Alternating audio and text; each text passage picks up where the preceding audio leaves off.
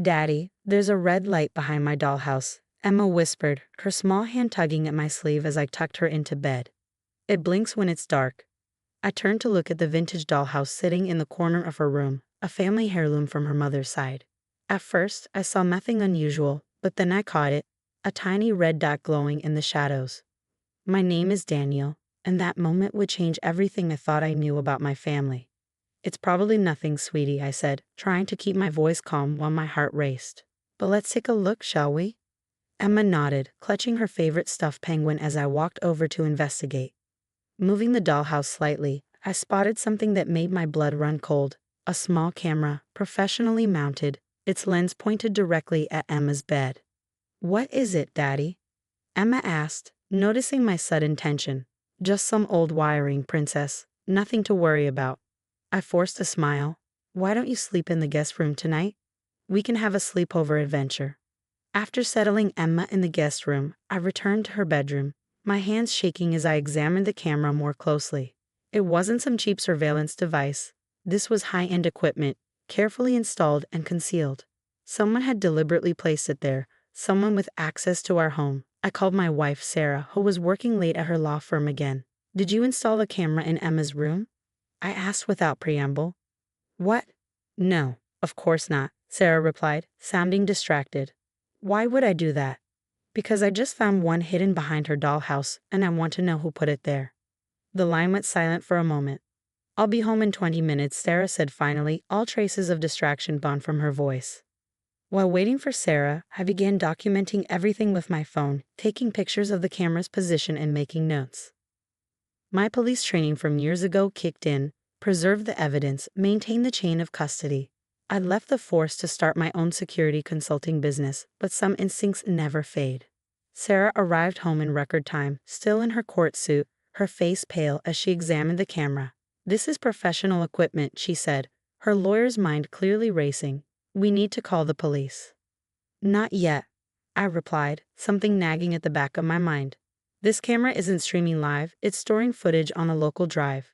Someone has to physically retrieve it to access the recordings. What are you saying? I'm saying whoever placed this camera has been in our house regularly enough to collect the footage. This isn't some random pervert, this is someone we know. Sarah's face went even paler. The only people with access to our house are family and Emma's nanny, Mrs. Thompson. Mrs. Thompson had been with us for 2 years, coming highly recommended by Sarah's sister, Victoria. She had her own key and security code, necessary for the days when both Sarah and I worked late. We need to check the security logs, I said, moving to my home office where I kept detailed records of all entrance and exit times. See who's been coming in when they shouldn't be. As I pulled up the logs on my computer, Sarah stood behind me, her hand resting on my shoulder. The past month's data showed nothing unusual at first, just the regular comings and goings of our household. But then I noticed something odd. Look at these timestamps, I pointed to the screen. Someone's been entering the house every Friday between 2 and 3 p.m., when Mrs. Thompson takes Emma to her ballet class. Sarah leaned closer. That's impossible. I'm in court on Fridays, and you're always at the office then. I pulled up the camera footage from our front door, my stomach dropping as I recognized the familiar figure entering our home with practiced ease. Oh my God, Sarah gasped, her hand flying to her mouth. The image on the screen showed Victoria, Sarah's sister, letting herself in with what appeared to be her own key. But Victoria wasn't supposed to have a key to our house. We changed the locks last year after a series of break-ins in the neighborhood. Why would she? Sarah's voice trailed off as the implications sank in.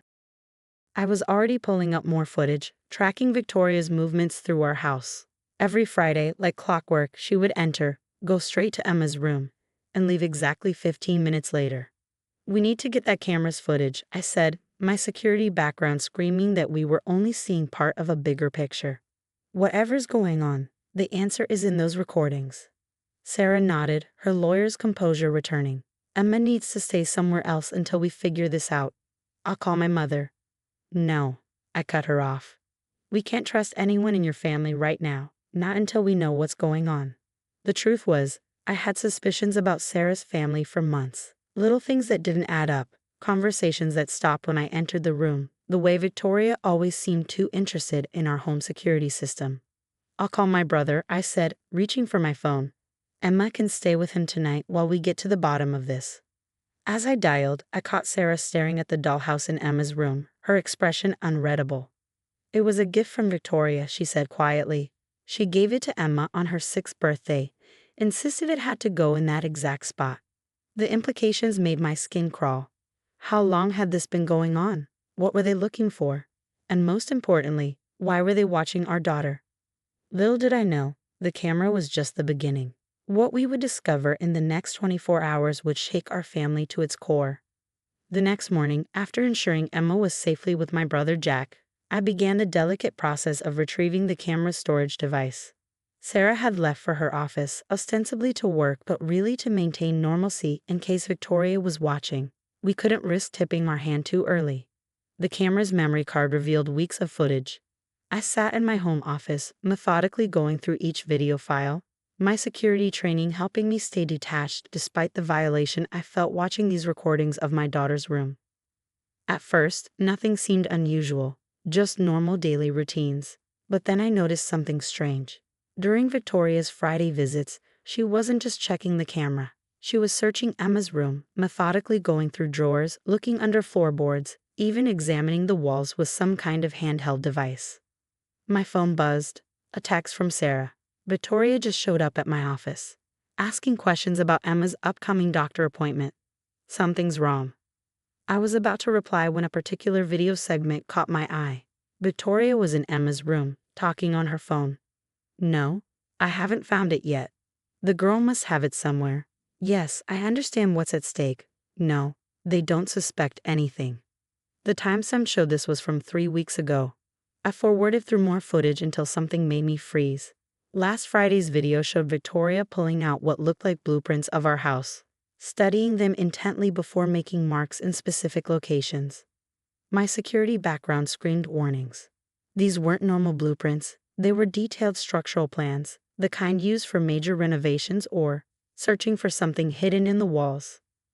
Another text from Sarah. Victoria keeps asking about Dad's old study items we inherited. The ones in storage. The pieces started clicking together. Sarah's father, Edward, had been a prominent judge before his sudden death last year. His study items, books, papers, old files, had been divided between Sarah and Victoria. We'd stored our share in the attic, never bothering to go through them properly. I raced upstairs to the attic, my mind racing. Victoria's strange behavior, the blueprints, her obsession with searching Emma's room, it all had to connect to Edward's belongings. The attic was cluttered but organized, thanks to Sarah's meticulous nature. I found the boxes from Edward's study easily enough. As I began searching through them, I discovered something odd. Several books had small markings on specific pages, seemingly random numbers and letters that made no sense on their own. My phone rang. Sarah again. Daniel, Victoria just left, but she was acting strange. She kept trying to invite herself over for dinner tonight, insisted on seeing Emma. Don't come home, I said, still examining the marked books. Take a cab to Jack's. I think I'm onto something, but I don't want anyone at the house right now. What did you find? Not sure yet, but whatever Victoria is looking for, it has something to do with your father's old cases. The camera, the searching, she's looking for something specific, something she thinks Emma might have found while playing. But what could Emma possibly? Sarah's voice trailed off, and I could almost hear the realization hit her. The locket, she whispered. Dad gave Emma a locket last year, right before he died. Said it was a special gift she had to keep safe. I remembered the locket, a seemingly ordinary piece of jewelry that Emma treasured because it was from her grandfather. She wore it constantly, even in the bath, until the chain broke last month. We promised to get it fixed but hadn't gotten around to it yet. Where is it now? I asked, already moving toward Emma's room. In my jewelry box, I think. I was going to take it to the repair shop last week. I found the locket exactly where Sarah said it would be. It looked innocuous enough, a simple silver heart on a broken chain. But when I examined it closely, I noticed something odd about the clasp mechanism. Sarah, I said slowly, I need you to tell me everything you remember about your father's last big case, the one he was working on before he died. The Martinez corruption trial? It fell apart after Dad's death. All the evidence vanished and the defendants walked free. Why? I carefully manipulated the locket's clasp, and it opened in an unusual way, revealing a hidden compartment. Inside was a tiny micro SD card. "Because I think I just found the missing evidence," I said, staring at the tiny card that had been hidden in plain sight, worn around our daughter's neck for the past year. "Oh my God," Sarah breathed. "That's why Victoria's been searching. She must have known." A noise downstairs cut through our conversation, the distinct sound of our front door opening. "Someone's here," I whispered, quickly pocketing the SD card. "Call the police, now." I could hear footsteps moving through our house with familiar confidence. Victoria wasn't even trying to be quiet anymore. "Daniel?" Her voice called out, sickeningly sweet. "Are you home? I thought we could have a little chat about Emma's room." I moved silently toward my office, where I kept my old service weapon in a biometric safe. Victoria's footsteps echoed through the house, getting closer. She was taking her time, probably thinking she had the upper hand. "You know, Daniel," her voice carried up the stairs, "this could all be so much simpler if you'd just cooperate. Where's my dear niece? I'd love to ask her about that special gift from her grandfather." I reached my office and quickly retrieved my gun, my police training kicking in fully now. The SD card felt heavy in my pocket. Whatever was on it had been worth killing a judge for, worth terrorizing a 6-year-old girl. They were supposed to be simple cases, Victoria continued, her voice harder now. Dad was going to rule in their favor, take his payment, and retire quietly. But no, he had to develop a conscience at the last minute. I heard her reaching the top of the stairs. My mind raced through the layout of our house, calculating angles, escape routes, positions of cover. He thought he was so clever, hiding the evidence where no one would look, giving it to his precious granddaughter. Her laugh was bitter. "Do you know how much money I lost when those cases fell apart? How many promises I had to break?" The pieces clicked into place. Victoria hadn't just known about her father's corruption. She'd been part of it. A lawyer in his court, helping orchestrate the whole thing. When he threatened to expose everything, she'd made sure he couldn't. My phone vibrated silently. A text from Sarah. "Police 2 minutes out. Stay safe." "You killed him." I called out, making my voice carry from a different direction than where I actually stood. "Your own father." "He gave me no choice," Victoria snapped, falling for the misdirection. "He was going to ruin everything, just like you're trying to do now." I could see her shadow in the hallway, moving toward where she thought I was. She was holding something, not a gun, but some kind of taser.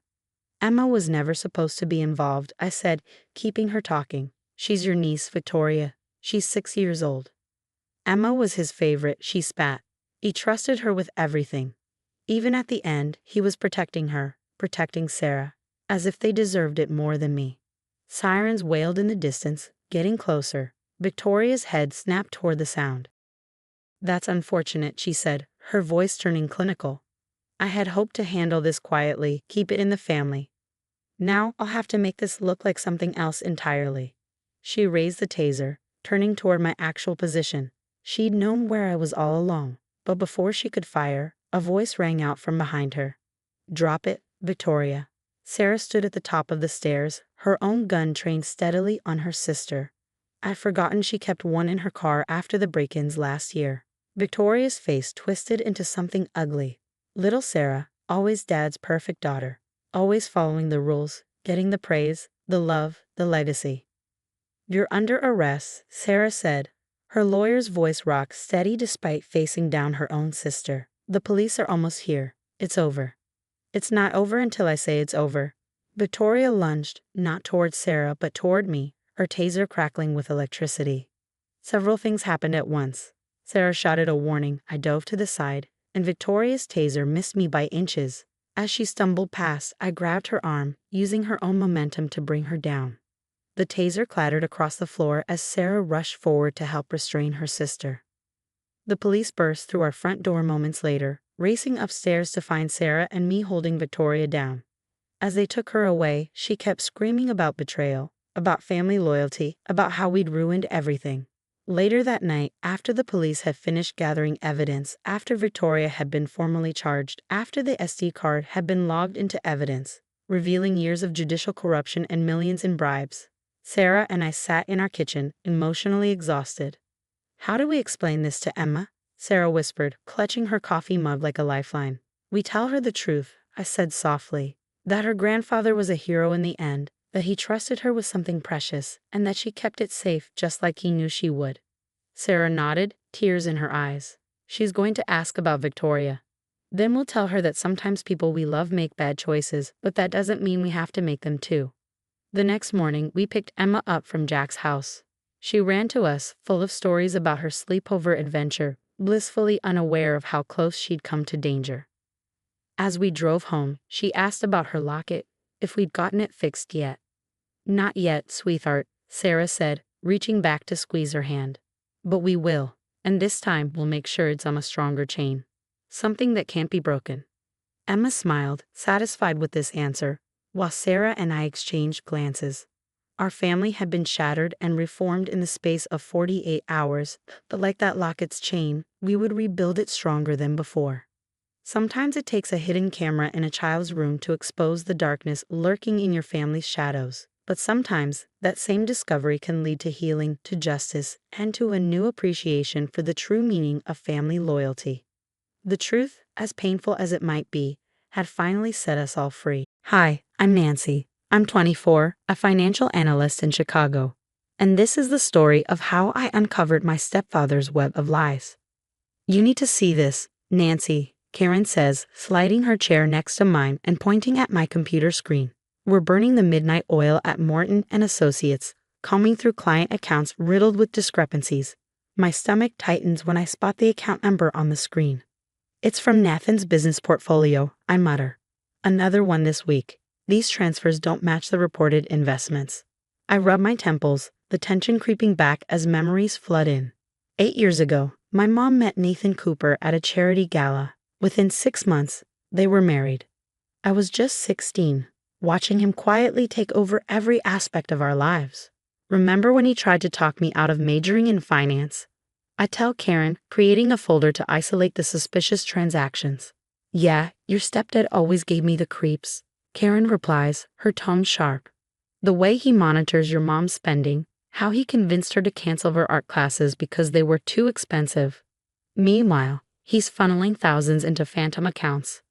My phone buzzes, interrupting our conversation. It's Uncle Kevin. Nancy, are you free for coffee tomorrow? We need to talk about Nathan. Relief washes over me. Finally, someone else sees it too. Uncle Kevin has never bought into Nathan's perfect businessman act. That evening, I'm sitting at the dinner table with Mom when Nathan walks in. Linda, darling, I need you to sign these papers for the house renovation, he says, placing a folder in front of her. Something about the papers catches my eye. Mom, wait. Nancy, this is between your mother and me, Nathan says, his voice dripping with condescension. Actually, as her financial advisor, which yes, no one asked me to be, I'm protecting her. His face reddens. Protecting her. I've given you both everything. Your college education, this lifestyle. You and the college you tried to talk me out of. The one Uncle Kevin had to push you to support. I fire back. Mom looks confused, her eyes darting between us. Nathan, what is she talking about? Nothing, Linda, Nathan says quickly, his mask slipping. Nancy's been working too hard. She's seeing conspiracies where there aren't any. I pull out my phone, scrolling to the photos I took of his hidden accounts. Really? Then explain these transfers to untraceable accounts. His composure cracks for a moment, revealing a dark, furious expression. You've been spying on my business. No, I reply, standing firm. I've been doing my job. And tomorrow, I'm meeting Robert to discuss some interesting findings. The color drains from his face before he quickly recovers. We'll discuss this later, he snaps, leading Mom away. But I noticed his hands trembling. Later that night, Karen texts me. Documents secured. Meeting with Robert set for 9 a.m. I reply, perfect. Time to end this charade. My apartment looks like a crime scene with papers scattered everywhere. Karen sits cross-legged on the floor, highlighter in hand. These transfer patterns are insane, I mutter, scanning documents. Holy crap, Nancy, Karen exclaims, pointing at her laptop. Look at this account in the Caymans. The deposits match exactly with the missing investor funds. The puzzle pieces are finally coming together. Nathan isn't just hiding money, he's stealing it. My phone rings. It's Robert, our firm's compliance officer. Nancy, can you talk? Go ahead. I say, putting him on speaker. Karen leans in. The investors are asking questions about their returns. Robert explains. Nathan's getting nervous. Yesterday, he tried to access the main investment account, but the system flagged it. Did he say why? I ask. He claims it's for the Morrison deal, but that doesn't close for another month. Something's off. Karen nudges me, pointing to her screen. Check this out. I lean over and freeze. There are regular transfers to someone named Catherine Wells. Robert, I ask, my voice steady. Do you know a Catherine Wells? A heavy pause. Nathan's assistant from the Denver office. Young, blonde, started 6 months ago. Why? My stomach churns. The one he personally hired. Just then, Uncle Kevin walks in carrying a stack of papers. Nancy, you need to see this, he says, spreading out files on the table. Divorce records, police reports, business filings. Nathan's tangled web reaches across 3 states. Nathan Cooper had spent years crafting the illusion of the perfect family man and astute businessman. But that mask was about to shatter. Your stepfather's been doing this for years, Uncle Kevin says grimly, spreading out more documents on my dining table. 2 previous marriages, both ending right after big business deals. Both ex-wives claimed financial fraud, but the cases disappeared, just like your mom's friends did when he came into her life. I think about how Nathan systematically isolated Mom, controlling every aspect of her existence. My phone buzzes, pulling me from my thoughts. It's a text from one of Nathan's business partners, Morrison deal closing next week. Nathan planning immediate departure afterward. I feel the blood drain from my face. He's going to leave Mom with nothing, I whisper, my hands trembling.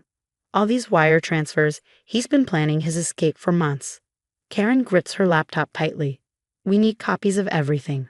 Like yesterday. We work through the night, scanning, copying, and organizing evidence. Bank statements proving embezzlement, emails between Nathan and Catherine detailing their plans, and records of his previous fraudulent schemes. Uncle Kevin calls his law enforcement contacts, while Karen helps me divide everything into 3 folders. Evidence for the investors, personal files for Mom, and criminal records for the police. I glance at the calendar. Christmas dinner is in 2 days, I say, my voice steady. Everyone will be there. Investors, business partners, family. Perfect timing. Uncle Kevin nods. Maximum impact. The dining room sparkles with Christmas lights as Mom fusses over the table settings. Nathan, ever the gracious host, sits at the head of the table, charming Robert and the other investors. He's in his element, basking in their admiration. Wonderful dinner, Linda, Robert says, raising his glass. Though I'm surprised you invited the whole firm. Christmas is about family, Nathan says smoothly, and some of us are practically family, aren't we, Catherine? Nathan freezes mid-sip, choking on his wine as Catherine shifts uncomfortably in her seat.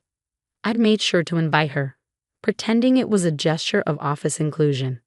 Before dessert, I stand. I have something important to share, I announce, pulling out a thick folder. Nancy, not now, Nathan hisses, his voice low and threatening. Actually, it's perfect timing. I counter, handing out copies to everyone. These documents show where the Morrison investors' money really went. Fascinating reading. Mom frowns as she flips through her papers. What are these bank transfers to Catherine Wells? That's what I'd like to know, Robert says, his tone icy as he studies the documents. Nathan lunges for the files, but I'm ready. Careful, I warn, stepping back. There are copies with the SEC. You little. Nathan snaps, swinging at me in rage. Uncle Kevin catches his arm mid-swing. Don't you dare touch her. Linda, she's lying. Nathan protests, struggling against Uncle Kevin's grip. Like you lied to your previous wives? I retort, pulling out another set of papers. The ones you bankrupted in Denver and Houston. Catherine stands suddenly, her chair scraping the floor. Previous wives? You told me you were married once. Baby, I can explain. Nathan pleads, desperation cracking his voice. Don't baby me, you said we'd start fresh after the Morrison deal. Mom's face goes pale. Start fresh, she whispers. He was planning to leave me, broke and alone. I nod. Just like the others. The sound of approaching sirens fills the room. Police burst through the door moments later, shouting commands. Nathan tries to run but is tackled to the ground, his furious protests drowned out by the chaos. "You've been betrayed," he screams as they cuff him. "You'll all pay for this. The only traitor here is you," I say coldly, and now everyone knows it. Mom collapses into Uncle Kevin's arms, sobbing. Catherine, visibly shaken, hands her phone to an officer before slipping out the door. Nathan's business partners huddle in a corner, their faces pale as they frantically strategize damage control with their lawyers. As the chaos of that fateful Christmas faded into memory, our lives transformed in ways we never imagined. For the first time in 8 years, I saw something in Mom's eyes I hadn't seen before. Freedom. The fear Nathan had instilled in her was gone, replaced by a quiet strength. As the police led him away that night, she mouthed, "Thank you." Now, a year later, I cradle my phone while watching Mom hang ornaments on our new Christmas tree. "Mom, you won't believe who just called." She turns to me, a smile softening her features, something she does freely these days. "Please tell me it's good news. I've had enough drama for a lifetime." Nathan's second ex-wife, I say, unable to hide my grin. She's joining the class action lawsuit. That makes 5 victims now. "Good," Mom says firmly. "Let him face every single person he hurt." The TV catches our attention as the anchor announces breaking news. Investment mogul Nathan Cooper faces additional fraud charges in Denver. His former associate, Catherine Wells, has provided key testimony. "Turn it up." Karen calls from the kitchen, walking in with mugs of hot chocolate. The report continues. Cooper's assets have been frozen across 3 states. Sources say his legal troubles mounted after his dramatic arrest at a family Christmas dinner last year. I smile at the memory, absently touching my jaw where his swing had left a bruise. It's long gone now, but the victory remains as sweet as ever. "Hey, speaking of victory," Karen says with a grin, "should we tell her?" "Tell me what?" Mom asks, looking between us curiously. Karen nudges me, and I can't keep it in any longer. "Mom, meet Morton and Associates' newest junior partner. The board voted this morning." Tears well up in her eyes as she pulls me into a tight hug. "My brilliant girl." "Robert said they're renaming the firm next year," Karen adds. "It'll be Morton, Mitchell, and Associates." Just then, Uncle Kevin walks in carrying his ever-present stack of files. "Just met with the lawyers," he says, setting them down. Nathan's plea deal fell through. Catherine's testimony destroyed his defense. "How many years is he facing?" I ask. "Minimum 20, Uncle Kevin replies. His former business partners aren't playing nice, either. They're liquidating everything. Mom adjusts a framed photo on the mantle, her with her friends from the art class she rejoined after Nathan's arrest. "Remember how he said my art was a waste of money?" she asks, her voice tinged with pride.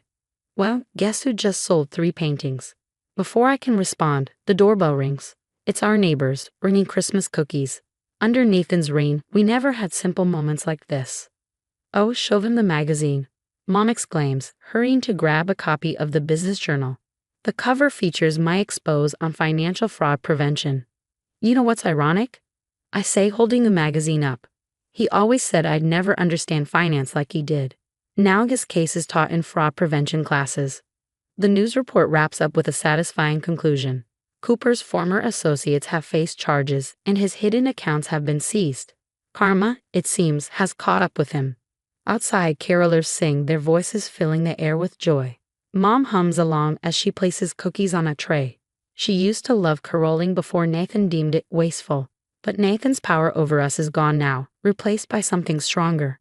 Truth, justice, and the unbreakable bond between mother and daughter. Life without toxic people isn't just possible, it's beautiful. So, what would you do if you discovered your parent's spouse was living a complete double life?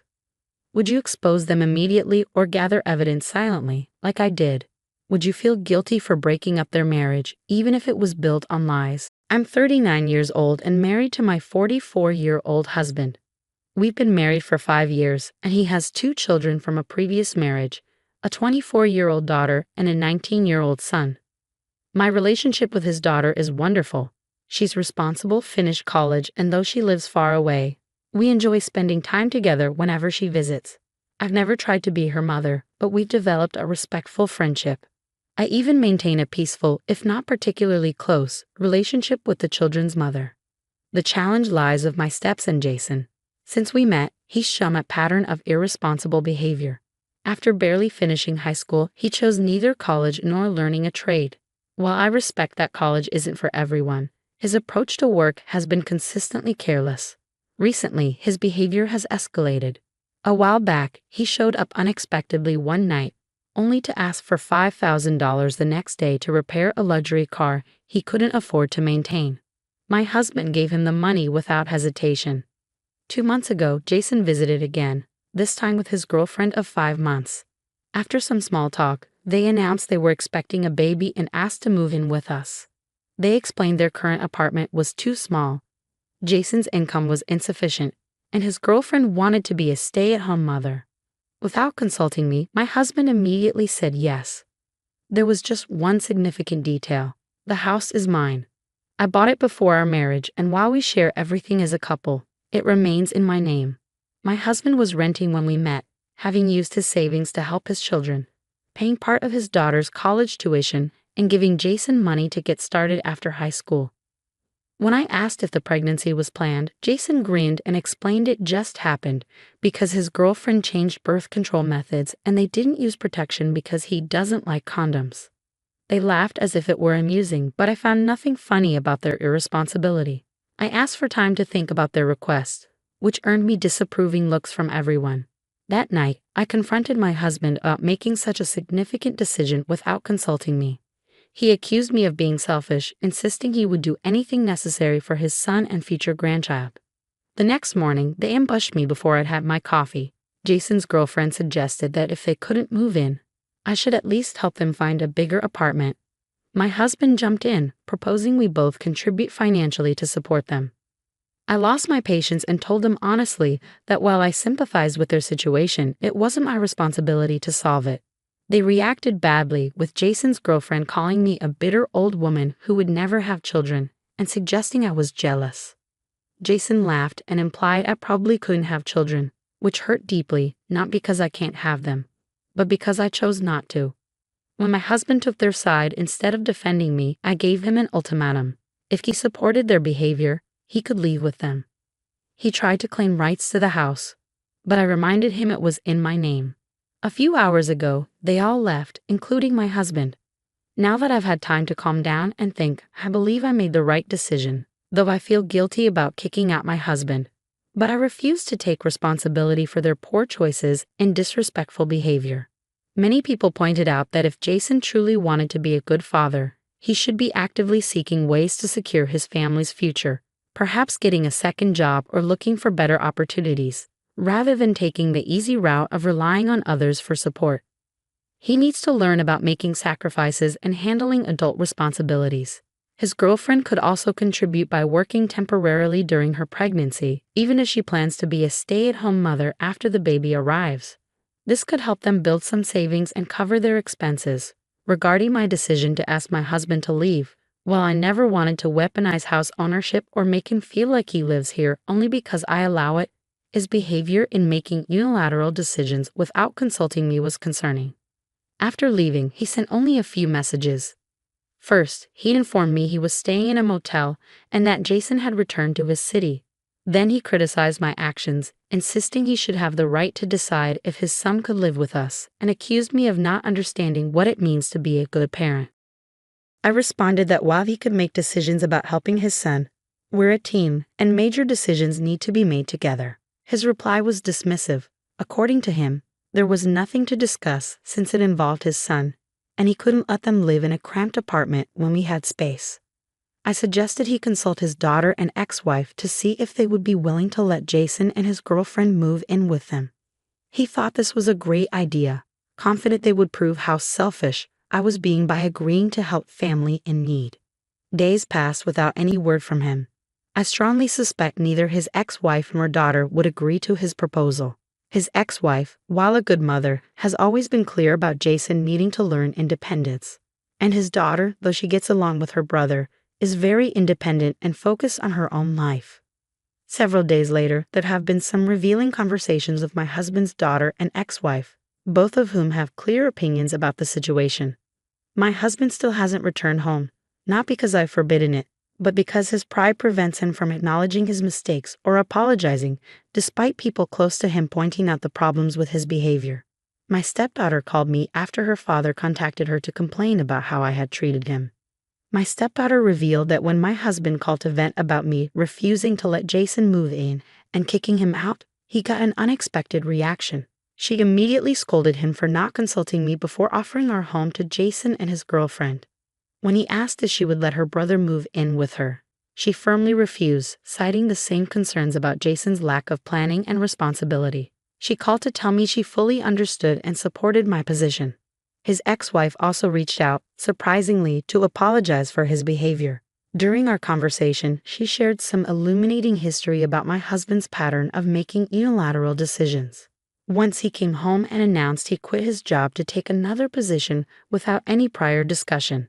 Though the new job eventually proved beneficial, the initial change significantly impacted their family finances. Another time, he enrolled in an expensive course while they were still paying their mortgage and supporting 2 children. The course wasn't necessary for his job, just something he wanted to do for personal interest.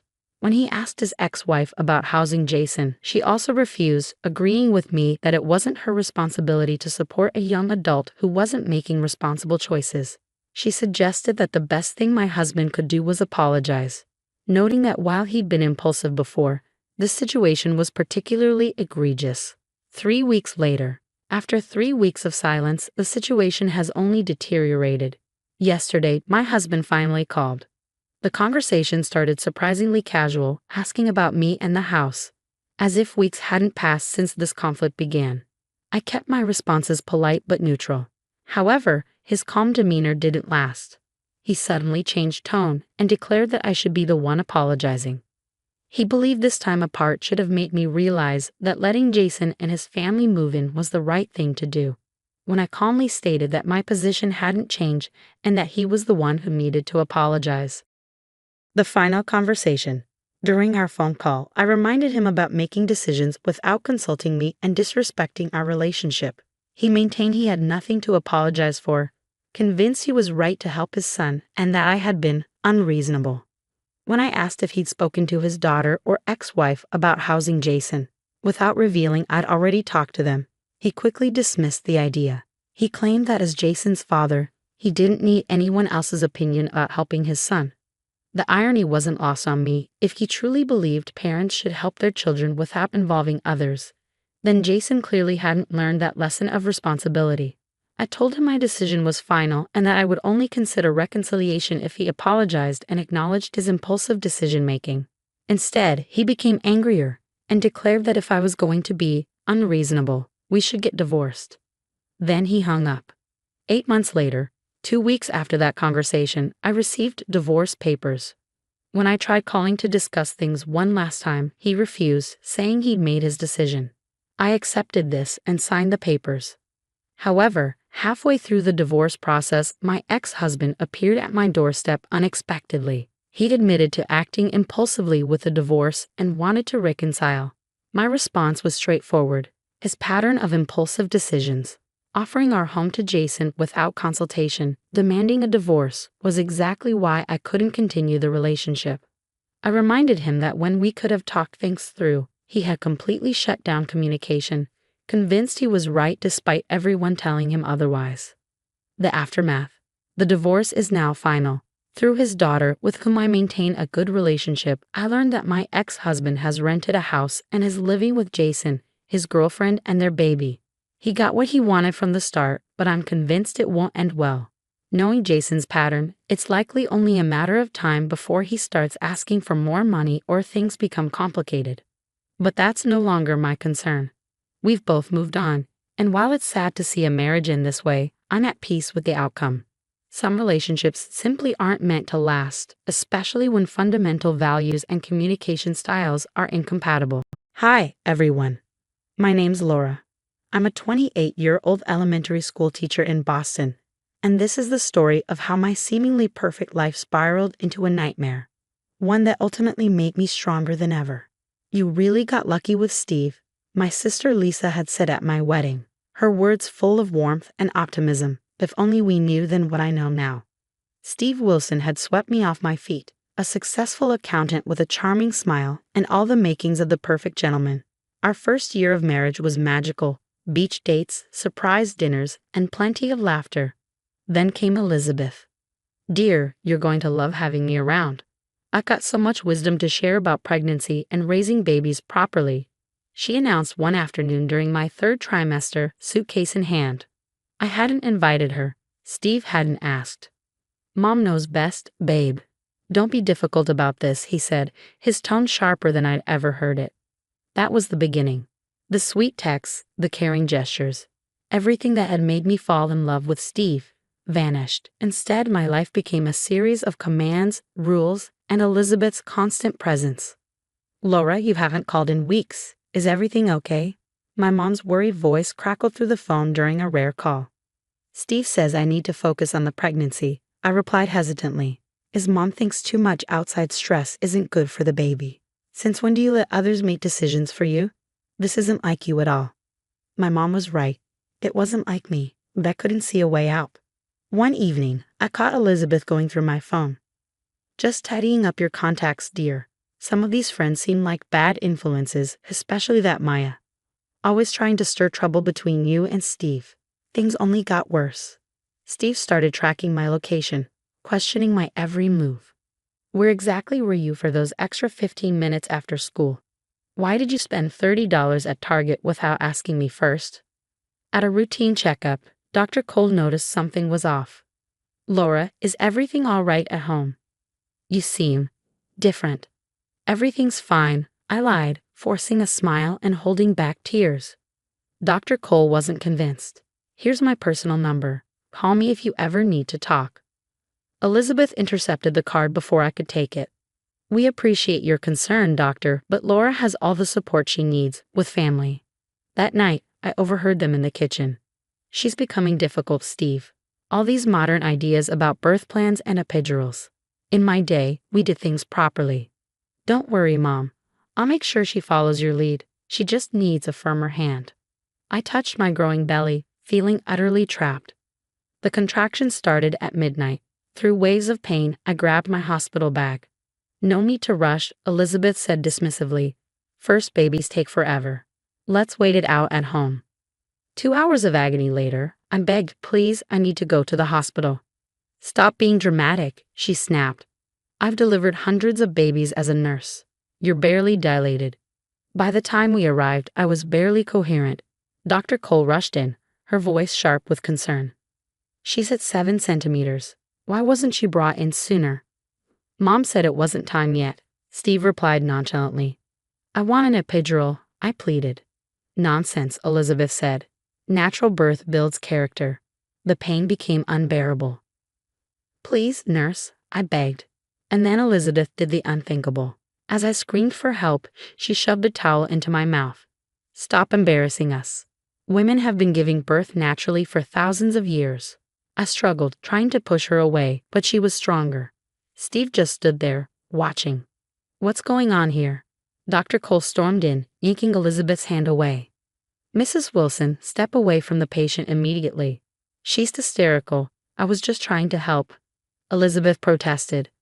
Security escorted her out, but Steve smoothed it over, convincing them she'd meant no harm. Do you want to press charges? A nurse whispered. I couldn't speak. Steve's warning glare silenced me. 4 more hours of agony later, my daughter, Lily, was born. But instead of joy, I felt numb, traumatized. You caused such a dramatic scene, Steve scolded as I held Lily in my arms. Mom was only trying to help. You'll apologize to her later. Elizabeth returned with a saccharine smile. The pain must have made you hallucinate, dear. I would never do such a thing. Over the next few days, I overheard her whispering to relatives. Poor Steve, stuck with such an unstable wife. I'm worried about the baby's safety. He might need full custody. Dr. Cole tried to speak with me privately, but Steve never left my side. I've documented everything, she whispered during a checkup. When you're ready, the records are here. On the day we left the hospital, Elizabeth had already solidified her narrative. The unstable wife, the saintly mother-in-law, the doting husband. But as I clutched Lily closer, something inside me shifted. They might have won this battle, but I was already planning my next move. No one would silence me again.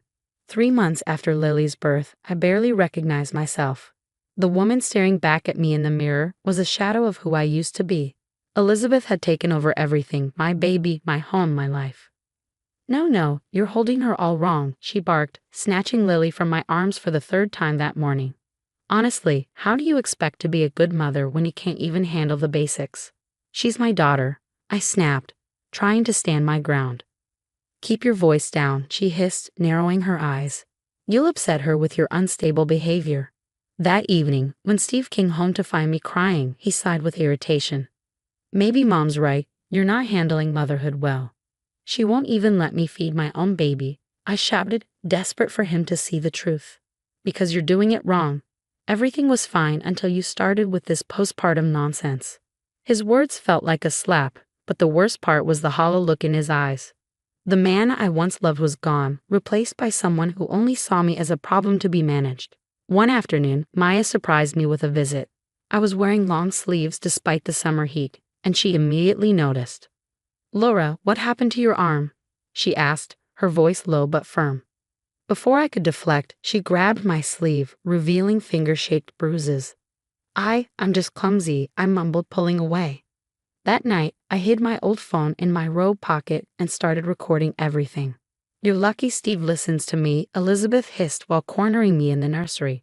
One word from me about your mental state, and he'll take that baby away so fast you won't even see it coming. Later during a diaper change, I caught her muttering to herself. Just like that stupid patient who reported me years ago. Claimed I was too rough with her newborn. Ha, they all learned to keep quiet eventually. The next day, Lisa called. Something's wrong with your accounts, she said urgently. The inheritance from Grandma, it's gone. Transferred to a joint account with Steve. And Elizabeth's name is on it too. My hands shook as I replayed the recordings from Maya during a secret lunch meeting.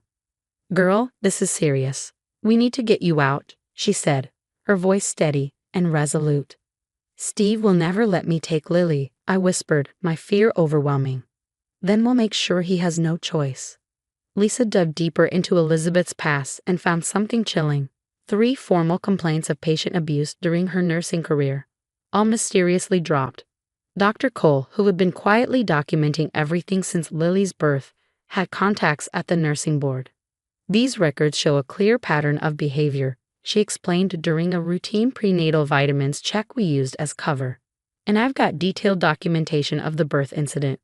But Laura, you need to be ready. They'll fight dirty. Maya introduced me to Sarah, a domestic abuse counselor. First, we document everything, Sarah explained. Then we plan every detail. Timing matters. Late one night, I overheard Steve and Elizabeth talking in the kitchen. She's getting suspicious about the money, Steve muttered.